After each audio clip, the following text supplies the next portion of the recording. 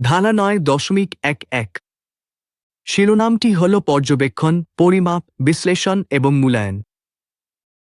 এই চারটি কারিগরি শব্দের সংজ্ঞা আমরা বুঝে নিই। পর্যবেক্ষণ। পর্যবেক্ষণ একটি গুণগত শব্দ। পর্যবেক্ষণ মানে হল কোনো সিস্টেম, কোনো কার্যকলাপ বা কোনো প্রক্রিয়ার অবস্থা নির্ধারণের একটি প্রক্রিয়া। এখানে উত্তর হতে পারে ঠিক আছে বা ঠিক নেই, মান্য হয়েছে বা মান্য হয়নি। এই ছবিতে একজন ব্যক্তি কর্মক্ষেত্রে টিমের দিকে তাকিয়ে দেখছেন, এক টিম কি প্রক্রিয়া অনুসরণ করছে, দুই টিম কি প্রতিটি ধাপ সম্পূর্ণভাবে অনুসরণ করছে, তিন টিম কি নিরাপত্তা নির্দেশিকা অনুসরণ করছে। এই তিনটি প্রশ্নের উত্তর হতে পারে হ্যাঁ বা না। এটিকে বলা হয় পর্যবেক্ষণ কার্যক্রম। পরিমাপ।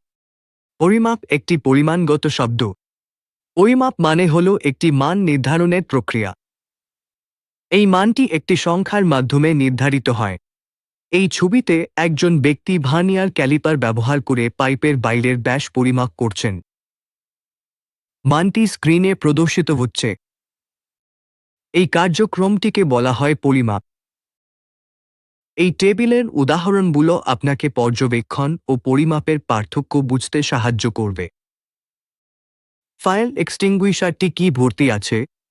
উত্তর হতে পারে হ্যাঁ বা না। এটি পর্যবেক্ষণ। ফার্স্ট এইড বক্সটি কি পাওয়া যাচ্ছে? উত্তর হতে পারে হ্যাঁ বা না। এটি পর্যবেক্ষণ। ক্যাম্পাসে কি ফার্স্ট এইডার উপস্থিত আছে? উত্তর হতে পারে হ্যাঁ বা না। এটি পর্যবেক্ষণ। ফায়ার এক্সটিংগুইশারের গেজে চাপের মান কত? চাপ ৩। চাপটি একটি মান দ্বারা নির্ধারিত। এটি একটি পরিমাপ কার্যক্রম। ফার্স্ট এইড বক্সে কতগুলো ওষুধ আছে?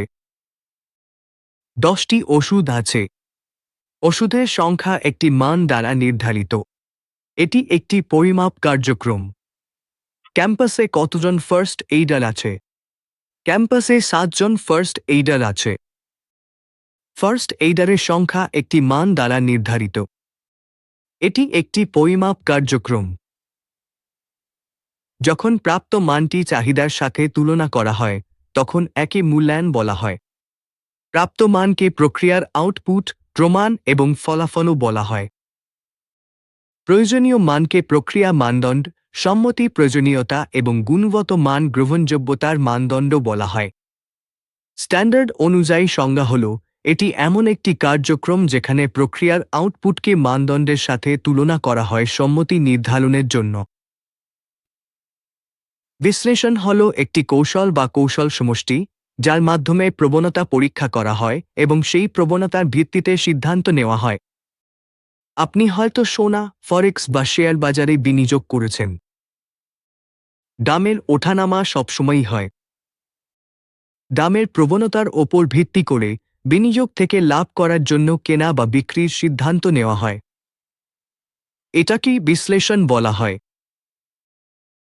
স্ট্যান্ডার্ড অনুযায়ী একটি পরিকল্পনা তৈরি করতে হবে। পরিকল্পনায় প্রথমে উল্লেখ থাকবে কি পরীক্ষা করা হবে, দ্বিতীয়ত কিভাবে পরীক্ষা করা হবে, তৃতীয়ত কখন পরীক্ষা করা হবে এবং চতুর্থত কে পরীক্ষা করবে। পর্যবেক্ষণ ও পরিমাপ কার্যক্রম থেকে ডেটা তৈরি হলে তখন মূল্যায়ন ও বিশ্লেষণ করা হবে।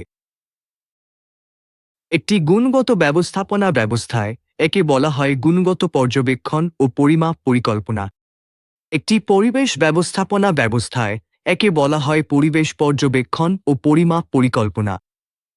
একটি স্বাস্থ্য ও নিরাপত্তা ব্যবস্থাপনা ব্যবস্থায় একে বলা হয় স্বাস্থ্য ও নিরাপত্তা পর্যবেক্ষণ ও পরিমাপ পরিকল্পনা। গুণগত পর্যবেক্ষণ ও পরিমাপ পরিকল্পনা আবার ভাগ করা হয়: ১ কাঁচামাল পর্যবেক্ষণ ও পরিমাপ পরিকল্পনা, ২ প্যাকিং উপকরণ পর্যবেক্ষণ ও পরিমাপ পরিকল্পনা, ৩ আউটসোর্সড পর্যবেক্ষণ ও পরিমাপ পরিকল্পনা, ৪ ইন প্রসেস পর্যবেক্ষণ ও পরিমাপ পরিকল্পনা, ৫ প্রস্তুত পণ্য পর্যবেক্ষণ ও পরিমাপ পরিকল্পনা। উদাহরণস্বরূপ, কম বিপজ্জনক রাসায়নিকের নমুনা নেওয়া হয়, পরীক্ষা করা হয় এবং যাচাই করা হয়, কিন্তু বেশি বিপজ্জনক রাসায়নিক যেমন ক্লোরিনের নমুনা নেওয়া হয় না, পরীক্ষা করা হয় না বা যাচাই করা হয় না। কখনো কখনো পরীক্ষার সুবিধার অভাবে সরবরাহকারীকে কাঁচামালের সাথে পরীক্ষার শংসাপত্র দিতে বলা হয় এবং সেটি যাচাই করা হয়।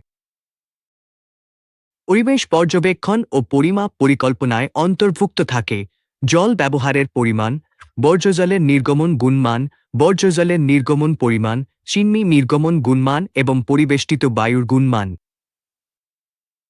পরিবেশ পর্যবেক্ষণ ও পরিমাপ পরিকল্পনায় বিভিন্ন ধরনের বর্জ্য উৎপাদন বা নিষ্পত্তির পরিমাণও অন্তর্ভুক্ত থাকে, যেমন বিপজ্জনক বর্জ্য, কঠিন বর্জ্য, ই-বর্জ্য, বায়োমেডিক্যাল বর্জ্য এবং প্লাস্টিক বর্জ্য।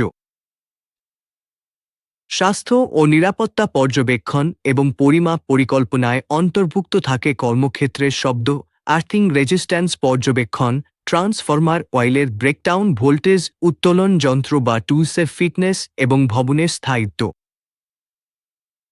স্বাস্থ্য ও নিরাপত্তা পর্যবেক্ষণ এবং পরিমাপ পরিকল্পনায় আরও অন্তর্ভুক্ত থাকে ফায়ার এক্সটিংগুইশারের ফিটনেস ও প্রাপ্যতা, বালির বালতির ফিটনেস ও প্রাপ্যতা, ক্যান্টিন কর্মীদের ব্যক্তিগত স্বাস্থ্যবিধি, স্বাস্থ্য ও চিকিৎসা পরীক্ষা এবং প্রেসার ভেসেলের ফিটনেস।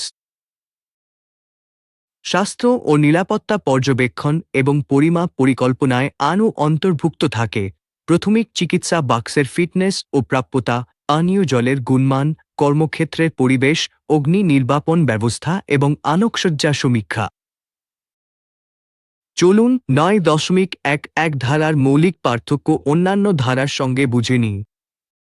৮.৪১ ধারা কাঁচামালের সামঞ্জস্যতা নিশ্চিত করতে বলে। ৮.৫১ ধারা প্রক্রিয়াধীন সামগ্রীর সামঞ্জস্যতা এবং ৮.৬ ধারা চূড়ান্ত পণ্যের সামঞ্জস্যতা নিশ্চিত করতে বলে। তাহলে প্রশ্ন হচ্ছে ৯.১১ ধারা কিভাবে অন্যদের থেকে আলাদা? ধরা যাক কাঁচামাল হিসেবে ভূগর্ভস্থ জল ব্যবহার করা হচ্ছে। কাঁচামাল পর্যবেক্ষণ ও পরিমাপ পরিকল্পনা অনুযায়ী এখানে বলা হয়েছে কি পরীক্ষা করতে হবে, কখন পরীক্ষা করতে হবে, কি পরীক্ষা করবে এবং কিভাবে পরীক্ষা করতে হবে। কি পরীক্ষা করতে হবে? এটি হল ভূগর্ভস্থ জল। কখন পরীক্ষা করতে হবে? প্রতিদিন প্রথম শিফটে। কে পরীক্ষা করবে? কোয়ালিটি টিম পরীক্ষা করবে। কিভাবে পরীক্ষা করতে হবে? স্যাম্পলিং, টেস্টিং এবং যাচাই। ভূগর্ভস্থ জলের জন্য ৮.৪১ ধারা কাঁচামাল গুণমান নিয়ন্ত্রণ পরিকল্পনায় ডিডস এবং রং যাচাইয়ের কথা বলা হয়েছে এবং এই পরামিতিগুলোর জন্য গ্রহণযোগ্যতার মানদণ্ড নির্ধারণ করা হয়েছে।